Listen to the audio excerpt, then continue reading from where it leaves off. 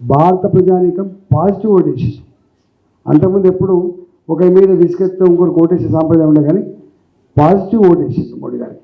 303 సీట్లతో 330 సీట్లతో ఎన్డీఏకి మళ్ళీ అధికారం కట్టబెట్టారు. ఇవాళ అదే మోడీ గారికి ఎవరు సరితూగే వాళ్ళు లేరు, ఎవరిని మనం పోల్చుకోలేము. ఈ దేశం సుభిక్షంగా ఉండాలంటే, ఈ దేశ ఆత్మగౌరవ బావుట ప్రపంచ చిత్రపటం మీద ఎగరాలంటే, ఈ దేశ ఆర్థిక వ్యవస్థ పరిపుష్టి కావాలంటే, ఈ దేశంలో శాంతి, ప్రేమ, సంస్కృతి, సాంప్రదాయాలు విలసిల్లాలంటే మోడీ తప్ప మరో మార్గం లేదని చెప్పి దేశ ప్రజలు భావిస్తారు. భారతీయ జనతా పార్టీ అధికారానికి వస్తే ఇదేదో కమ్యూనల్ రాజ్యం అయింది అన్నటువంటి ఫీలింగ్ ఏదైతే ఉందో ఇవాళ ఎక్కడ కూడా అట్లాంటి లేకుండా, నాకు తెలిసి ప్రపంచంలో ఉన్న ముస్లిం దేశాల దేశ అతి ప్రెస్టీజియస్ అవార్డు అందుకున్నటువంటి తొలి భారతీయుడు మోడీ గారు గుర్తుపెట్టింది. That is Modi. రెండో అతి ముఖ్యమైనది, ఇస్లామిక్ కంట్రీస్లలో, ఇస్లామిక్ దేశాలలో ప్రపంచమే ఒక గ్లోబల్ విలేజ్గా మారిన ఈ రోజులలో ఇంకా ఇతర దేశస్తులు వచ్చి ఇక్కడ బతుకుతున్నప్పుడు వాళ్ళ విశ్వాసాలని, వాళ్ళ సాంప్రదాయాలను కూడా గౌరవించాలి. మనం ఇంకా రిజిడ్గా ఉంటే ఇది మంచిది కాదని చెప్పి ఇవాళ ఆ గల్ఫ్ దేశాలలో కూడా మనకున్నటువంటి మోడీ గారికి వారికి ఉన్న పరిచయంతో జాగడిగి అక్కడ కూడా ఒక మందిరాన్ని కట్టి భారతీయుల సంస్కృతిని, సనాతన ధర్మాన్ని కాపాడిన వ్యక్తి మోడీ గారు. మీకు తెలిసి ఇవాళ ఒకనాడు మోడీ గారు టెర్రరిస్ట్ లాగా, విధ్వంసకర శక్తిలాగా భావించిన అమెరికా, అదే మోడీ గారికి వీసా రిజెక్ట్ చేసిన అమెరికా ఇవాళ మోడీ గారు అమెరికాకు పోతే రెడ్ కార్పెట్తో స్వాగతం పలుకుతాను. ఒక మోడీ గారిని అవమానపరచలే. అబ్దుల్ కలాం గారు, ప్రెసిడెంట్ ఆఫ్ ఇండియాగా ఉన్నటువంటి అబ్దుల్ కలాం గారు ఆ దేశానికి పోతే అవమానించిన ఎయిర్పోర్ట్లు మీకు తెలుసు.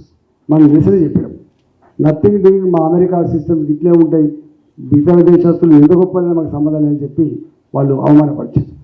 అట్లాంటి అమెరికా ఇవాళ మోడీ గారు అమెరికాకు పోతే రెడ్ కార్పెట్తో స్వాగతం పలకడమే కాదు, మోడీ గారు స్వయంగా సమానంగా ఒకరి భుజం మీద ఒకరు చేసుకునే స్థాయి కానీ, ఒకరి చేతిలో చేసుకునే స్థాయి కానీ, వాళ్ళ పార్లమెంట్లో వారు మాట్లాడుతున్నప్పుడు వాళ్ళ సెనేటర్లు లేచి 10 నిమిషాల పాటు సప్పట్లు కొట్టి జై మోడీ అని చెప్పి భారతీయులు అనలే, జై మోడీ అని చెప్పి అమెరికన్ సెనేటర్లు మాట్లాడే స్థాయి కొట్టి Bharat. That is Bharat today. ఇవాళ ఒకప్పుడు ప్రపంచానికి స్ట్రాంగ్ దేశాలంటే అమెరికా గురించి, రష్యా గురించి మాట్లాడుతుంటాం మనం. First world war, second world war, ఈ యుద్ధాలు జరిగినప్పుడు one is NATO, another one is Warsaw. ఒక దేశాన్ని అమెరికా నాటోకు నాయకత్వం వహిస్తే రష్యా వార్సాకు నాయకత్వం వహించింది. గట్లాంటి ఈ ప్రపంచంలో మొన్న ఉక్రెయిన్కు రష్యాకు యుద్ధం జరుగుతాయి. యుద్ధాన్ని ఆపిచ్చి పిల్లల్ని మన దేశాన్ని తీసుకురావడమే కాకుండా పరాయి దేశాల పిల్లల్ని కూడా కాపాడినటువంటి దేశం భారతదేశం. మోడీ గారు మన ఈ మధ్యలో గొప్ప మార్పు ఏంటంటే, Russia as well as Ukraine రెండు దేశాల అధినేతలు మోడీ గారికి ఫోన్ చేసి, ఎన్నికలు జరుగుతున్నాయి, మీకు మళ్ళీ మీరే దేశానికి ప్రధానమంత్రి అవుతున్నటువంటి రిపోర్ట్స్ ఉన్నాయి, దయచేసి మా యుద్ధానికి చరమగీతం పాడాలి, మా దేశాల్లో శాంతి వెల్లివిరియాలి, మా దేశం పురోగమించాలని చెప్పి ఆ రెండు దేశాలు ఇలా మోడీ గారి మధ్యవర్తిత్వాలు కొన్ని అంటే మన దేశ ప్రతిష్ట ఎంత గొప్ప రీతిలో కనబడి మనకు అర్థం కాదు. ఇది మామూలు కాదు. డెవలప్మెంట్ ఇవాళ అనేక రకాల డెవలప్మెంట్ చేయడం వేరు, కానీ ప్రపంచ చిత్రపటం మీద ఇవాళ భారత పౌరుగా ఆమె ఇండియన్ అని చెప్పుకునే స్థాయికి ఎదిగింది భారత్. దట్ ఈస్ భారత్ ఇవాళ. అందువల్ల ఒకటే దేశం, ఒకటే చట్టం ఇష్టం లేకపోవచ్చు, కానీ ఎంత నరమేద జరిగింది ఒకసారి ఆలోచించండి. జమ్మూ అండ్ కాశ్మీర్లో సామాన్యులు ఎంతమంది చనిపోయారు, దేశాన్ని రక్షించాలని చెప్పి సైన్యంలో చేసినటువంటి వాళ్ళు ఎంతమంది చనిపోయారు. లాల్ చౌక్లో ఏదో జెండా ఎగరేదంటేనే ఒక యుద్ధంలాగా పరిగణించారు. ఈరోజు ఇవాళ జమ్మూ అండ్ కాశ్మీర్ ఒక స్విట్జర్లాండ్ లాంటి గొప్ప ప్రాంతం కావాలని చెప్పి కళ్ళు కంటున్నది భారత్. ఇవాళ ఎక్కడ ఎవరితో యుద్ధాలు లేవు, ఎవరితో కయ్యాలు లేదు. ఇవాళ అన్నిటికీ మించి ఏ మతం కూడా విధ్వంసాన్ని కాంక్షించదు. ఏ మతం విధ్వంసాన్ని కాంక్షించదు. ఏ గ్రంథాలు కూడా మానవ కళ్యాణాన్ని కోరుతాయి. ఖురాన్ కావచ్చు, అది బైబిల్ కావచ్చు, అది ఇవాళ మన భగవద్గీత కావచ్చు, అన్నీ కోరేటి మానవ కళ్యాణాన్ని మాత్రమే కోరుతాయి, దానికంటే భిన్నం కోరవు. కానీ ఈ దేశంలో ఇవాళ ఈ హైదరాబాద్, ఈ మెట్రోపాలిటన్ నగరం అని చెప్పే హైదరాబాద్, మినీ ఇండియా అని చెప్పేటువంటి హైదరాబాద్, అన్ని భిన్న సంస్కృతి పైన జీవించే హైదరాబాద్లో నా గోకుల్ చాట్ దగ్గర ఏమైంది, నా దిల్షుక్ నగర్ జనసమ్మర్దమైన ప్రాంతంలో ఏమైంది, నా సాయిబాబా గుడి దగ్గర వాళ్ళు బాగుండాలి, దేశం బాగుండాలని చెప్పి పూజలు చేసే అమాయక ప్రజలు ఏమైపోయారు, లుంబిని పార్క్ ఏమైంది. ఇవాళ ఆ బాంబుల మూతలు లేవు, ఆ తుపాకీ పేలులు లేవు, జీవచ్చావల్లా పడినటువంటి మానవ కలేబరాలు లేవు. ఇవాళ ఎగిరిపడ్డ మాంసం ముద్దలు లేవు, చిన్న రక్తం లేదు ఇవాళ దేశంలో ప్రశాంతతకు నిలయమైపోయింది ఇవాళ భారతదేశం. ప్రశాంతత మోడీ గారు వస్తే అల్లకలు జరగలేదు. మోడీ గారు వస్తే ఇవాళ సబ్కా సాత్, సబ్కా వికాస్, సబ్కా విశ్వాస్, సబ్కా ప్రయాస్ ఇవాళ నినాదం అయిపోయింది. ఇవాళ ద మోస్ట్ ఇంపార్టెంట్ ఫ్యాక్టర్ ఇవాళ మోడీ గారు ఏ మత గ్రంథం చెప్పినా ఇంతకుముందు చెప్పినట్టు మానవ కళ్యాణం కోరింది. కాబట్టి ఇలా ట్రిపుల్ తలాక్ లాంటి ఇష్యూ 20 ఏళ్ళు భార్యాభర్తలు కలిసిన తర్వాత ఒకేసారి మీరు ట్రిపుల్ తలాక్ అని చెప్పి విడిపిస్తే పిల్లలేం కావాలి, కుటుంబం కావాలని చెప్పి ఎంత నరకం అనుభవించేదో అది బయటికి చెప్పరా. ఒకవేళ నిజంగానే మనక్షేమేమో కోరితే గా మతంలో ఉన్నటువంటి ప్రజలకి ఇది మతం పేరిట అన్యాయం జరుగుతుందని చెప్పి ఇవాళ ట్రిపుల్ తలాక్ చట్టాన్ని రద్దు చేసి వాళ్ళ జీవితాల్లో కూడా వెలుగు నింపిన మానేడు కూడా మోడీ గారు. ఇవాళ దేశంలో జరుగుతున్నటువంటి అన్ని రకాల అభివృద్ధిలో అందరూ భాగస్వామ్యం అయ్యారు. నాకు తెలిసి మీకు ఒక 2-3 ఎగ్జాంపుల్ చెప్పితే మీరు ఇన్స్టిట్యూషన్ నడుపుతారు కాబట్టి all India medical sciences, all India institute of medical sciences AIIMS started by Nehru.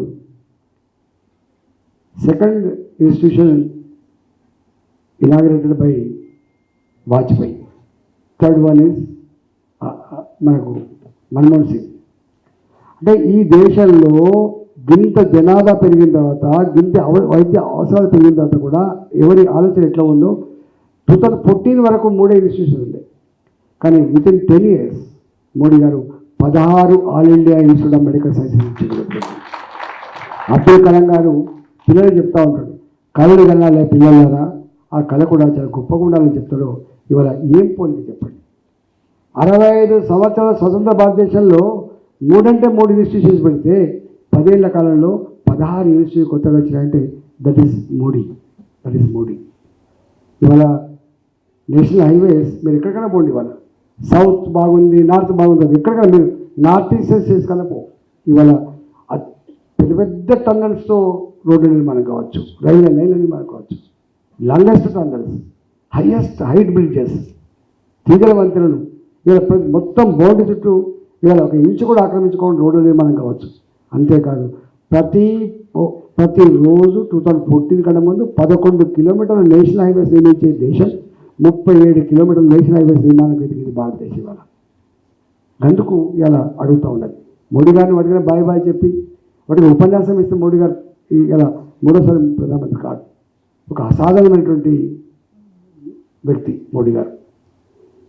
చివరికి ప్రతి దేశానికి సాంప్రదాయాలు ఉంటాయి, విశ్వాసాలు ఉంటాయి, ధర్మాలు ఉంటాయి. ప్రభుత్వాలు అంటే కేవలం రోడ్లు వేసేవాళ్ళు, బంగ్లాలు కట్టేవాళ్ళు కాదు. ప్రభుత్వం ప్రజల విశ్వాసాలని సంపూర్ణంగా గౌరవించే బాధ్యత కూడా ఉంటుంది. ఇవాళ భారతదేశం విశ్వగురు స్థానంలో ఉన్న దేశం అని చెప్పుకుంటాం మనం. ఇవాళ స్టార్ వార్స్ శ్రీగణపీఠంలో వచ్చినాయి, ఇవాళ విమానాలు రైలు బస్సు వచ్చినాయి కాదు. ఆనాడే పుష్పక విమానం గురించి చెప్పినటువంటి ఇతిహాసంలో దేశం ఈ దేశం.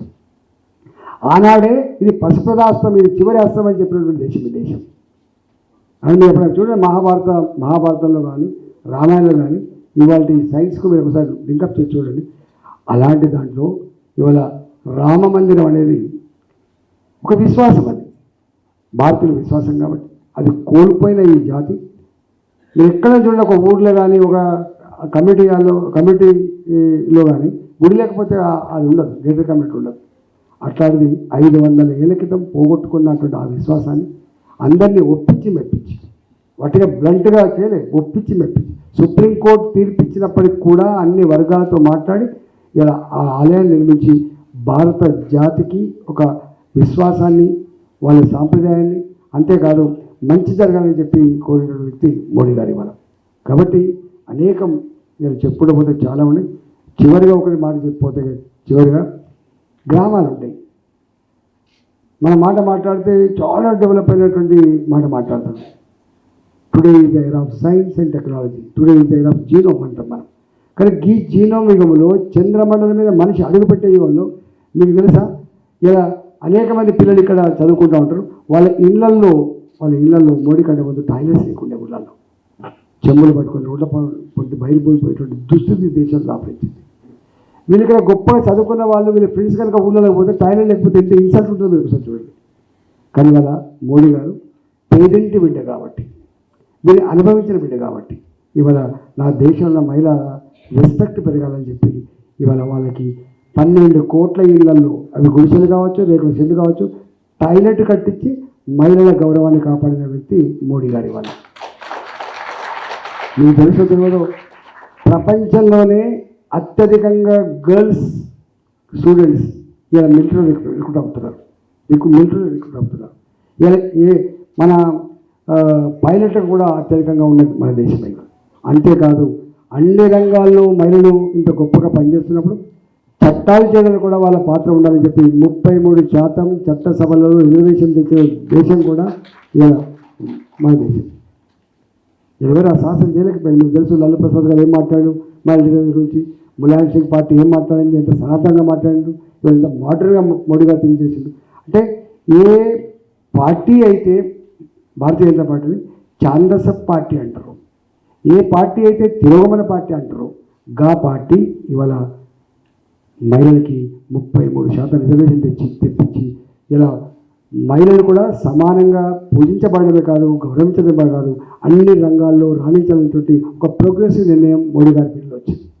అందువల్ల ఇవన్నీ ఉన్నాయి కాబట్టి ఇవాళ వట్టిగానే ఏదో భారతీయ జనతా పార్టీ అంటే మా వంశీ తిలకం చూసి ఒకటి ఇట్లా కాదు.